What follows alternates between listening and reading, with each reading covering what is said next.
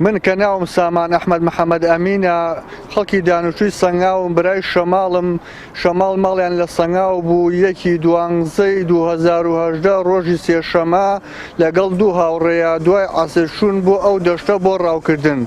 جەماعەتی دارستانی سەنگاو پێیانیان زانی و کەوتنە دوایان بۆ ئەو دەشتە. لەو دەشتە بە دوایانەوە بوون هەتاکو سەعات 1 شەو.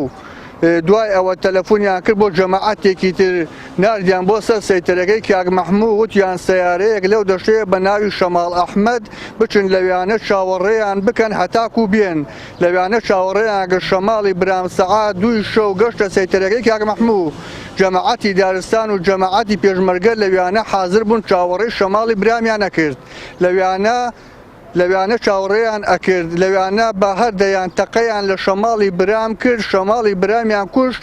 ئێمەش سکاڵامان لەسەریان نووسی و دامانە دادگا ئیساکیە بەریانی داوا لە حکومەتی هەرێمی کوردستان ئەکەین، داوا لە کاک پاڤێڵ ئەکەین بزانین بۆچی بکوژی براکەمان بەر بووە، بەشکم بکوژی براکەمان بگرنەوە و بدەنە دادگا و بکوژەکەمان بۆ سزا بدەن.